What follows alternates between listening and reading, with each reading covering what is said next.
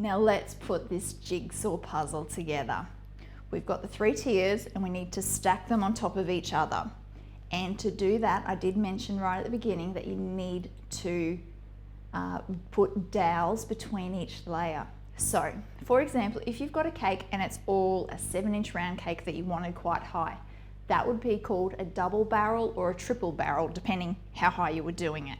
So it's all one size going up and the sizes holds itself together. It's not going to fall on itself off the weight because the sides are holding each cake in place. But when you're tiering a cake, that means you're putting cakes together that are different sizes. So you've got, say, 10-inch, 8-inch, 7-inch.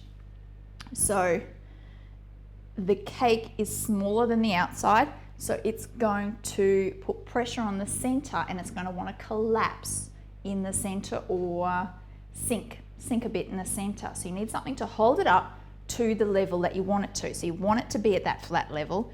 You need to put stilts underneath. You need to have that solid platform. To do that, you use dowels. So this is what I call dowels. Everyone might call it different, but that's what I call it. There's a couple of different types. So these are wooden dowels, again, cake decorating shops, and you just poke them in. They've always got a pointy end. You poke them in, find your edge, pull it out and cut it off.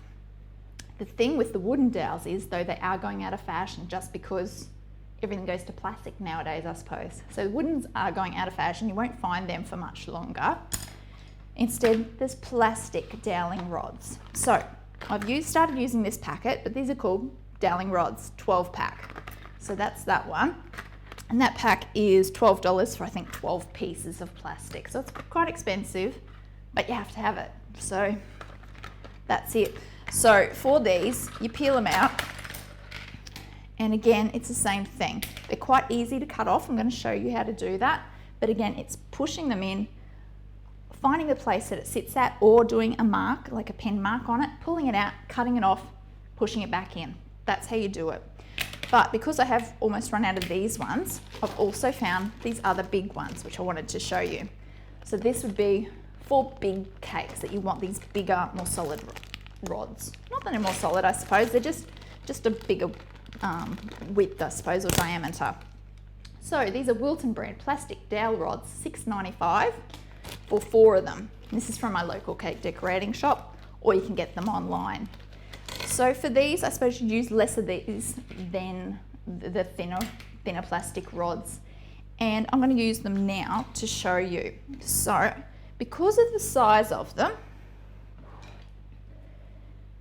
what I generally do is do a circumference of dowel rods. So I'd probably do 5 in this size tier, but because of this size, I might go 3. So I wouldn't recommend just 1. I'd recommend a minimum of 3 on any size, because a triangle is a very solid structure. So you're going for solid structures. So it will be pushed in. So I'm going for a triangle shape, in, and one more.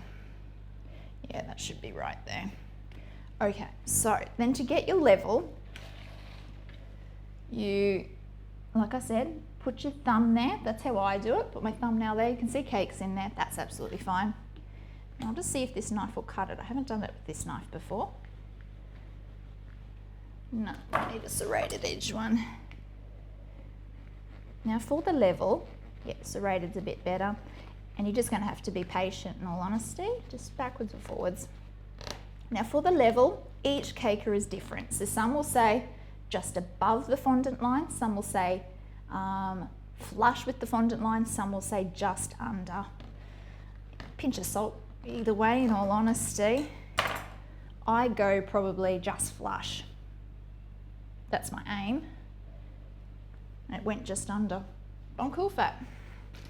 All right, so we'll go to the next one. Again, using my thumbnail to mark it. You can use a pen if you want to.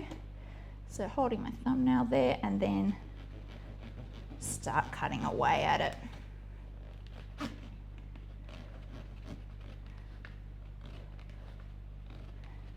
And then spin it around to the other side. Awesome, and then you pop him back in. The only thing would be you wouldn't want each rod to be at a very different level. If one was severely up and one was severely down, you'd want to trim the one that's severely up, because your cake's going to sit that way then too, and you don't want that. That was the only thing. You just want it uniform. Whichever level you have it at, just have it uniform with all the rods.